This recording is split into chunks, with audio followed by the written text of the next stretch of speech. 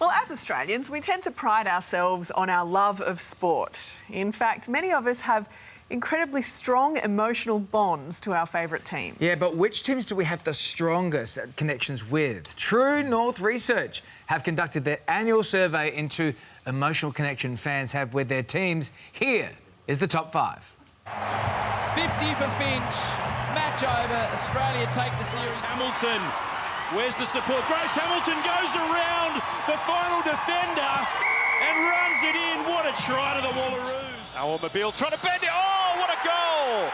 That is a magnificent goal. New Zealanders, they go quickly. Sykes again, taking on Futterson, because she's going to get around there.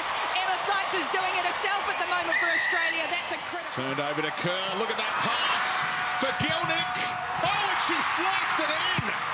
Off the defender, perhaps, but Emily Gilnick celebrates. I think it was 5-1.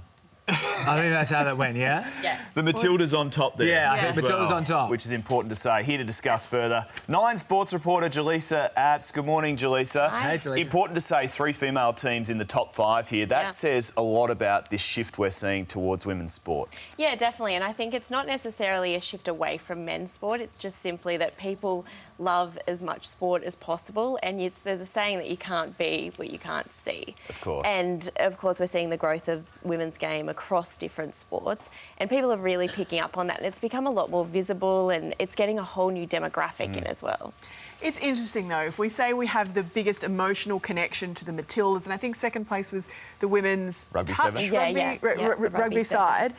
yet female athletes aren't necessarily paid the same. They don't get the same number of people going to watch them. So how does But that... the Matildas have changed that, though. So They're still not getting as many as the Socceroos. No, but the pay, the equal pay. Yeah. Pay parity, yeah. Yeah, I think the important thing here is that is changing. So we've seen a huge leap in particularly cricket and soccer in recent years. So, for example, cricket 2017, we had the first collective bargaining agreement, which included both men and women, and we saw the wage for women, the top female cricketers, go from 40,000 jump to 80% to 72,000 overnight, and that meant that players could go from living at home and not knowing how long they could actually do the sport for, to then being a professional career and doing it for as long as they could.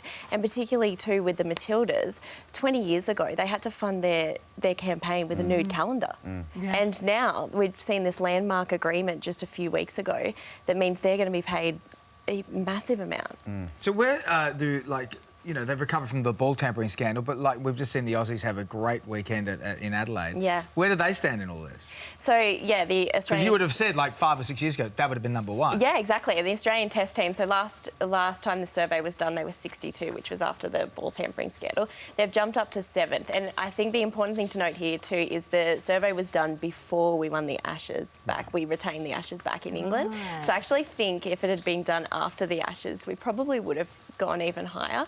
But I think we forgive the ball tampering scandal so quickly. Oh, we have short memories, Jelisa. We have very short memories. What scandal? Dave Warner. Something about sandpaper? He's a national hero again after a triple ton. It's actually funny, just a few months after when they started playing grade cricket, everyone sort of went to grade cricket, which hasn't had huge audiences for years, and we're cheering them and we're so happy. So I think after a few months, we forgot about that. Yeah. Goldfish memory for sports fans. Exactly. It's a good thing.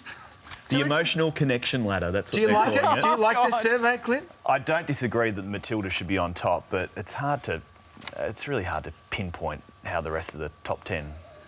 One thing that I really didn't agree with, and I wondered how this happened, was the NRL. It was the Storm that came out on top.